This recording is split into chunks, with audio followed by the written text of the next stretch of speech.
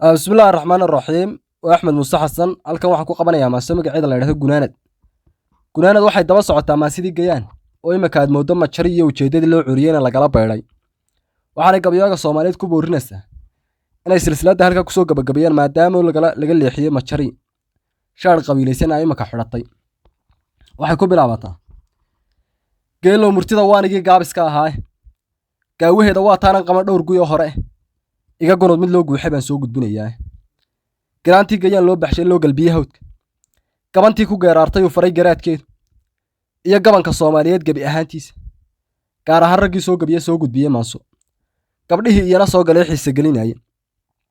anoo gooni kala saarin oo sheegin magac gaar ah gacaltooye iyo waa salaan gabay horraantii bal guddooma gacalkaygiiyo labada geesood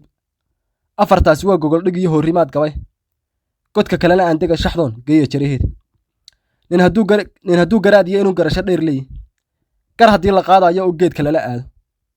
gunta jeer uu soo wada hobsaduu gaar u kala miidho go'aanuun ma qaatay ilay waa gorfayn jiray aniguna gaddaasaan ahoo gulle mahaddii geeddiga hortiisaan diraa sahanka geelowe deg deg uma gawaan raacayo waan gundhabayaa waxaan uga gol leeyahay ninkii guurtiyaa garaa maangaab isagu maba geye waa ka garanuug haddaan sii gungala xaajadoon gobada kuu taabto Gayaan iyo waxaan maansadii guudka kala joogo goonyaha waxaan kala socdan gabayga faalleeyo waxaan ruuxna garab siinin in guurti ka ahaado waxaan labada geesood malqoon gaar u falanqeeyo waxaan eegga ii geeyeen uga gaboon waayey een gogasha uga soo kacaan soo gudbinayaa bal garwaaqsa maan dhow halkan mariyo geeraarka haddii gabanka Soomaaliyeed gole ku haasaawo goolaaftan iyo ereekaftana laysku yara gaado gam in layska dhigay wuu yaqaan garasho liituuye Gayaan iyo tixdii guurasee ganafka taagaysay haasawo guudmara tixdii galabba heer joogtay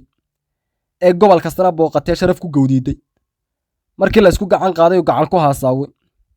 ee gob iyo sidii caadadeed loo gudbiyey weedha sawtaa godkii laga duwee uu xadhkaha goostay sawtan gaasta lagu shidaa hayee gabigii naafoobay guntigii sawtaa laga riday go' iyo shaalkiiba sawtan godobta doondoontay ee geliga miiraysa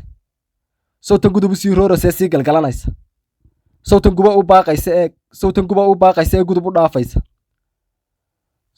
sawtan lagu gumoobeen yahow garashadii leeday sawtan laysla garan waayee inaba gees aaday jidgooyadan loo wada dhigtay gees xun lala aaday ragma wada gudboono in baan holin godkiisii kol haddaad abwaan gaamuriye gabayaqaan sheegan taariikhda guunka ah haddaad go'e kol soo baadhay guyaal hore wixii jiray haddaad jeer un garanayso guga aynu joognay khalqiga hore u guuraayo Soomaalidu gayiga ay degtiyo gabi ahaanteeda waxaa naga gadaal dhigay haddaad heedha garanayso kumaad goodideen gabay intaad gole ka baantaaye erey guulla kuu qabanayo geeridana joogto hibadaada goonida ahee lagugu gaar yeelay intaad gacal ku caayaysa eed galaba reer maagi misna gubaysa camalkaaga eed gaas ku hurinayso garaadiya haddii uu bilado gabay xun keenayo guyaal badan kuwii tookhayaa guul ku hanaan laaye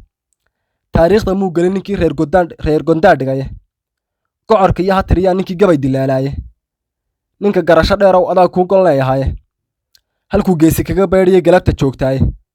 war ka gaabso waa lagu gubtaa godobta suugaan gabagaba tixdaydiyo haddaan soo gunaanadii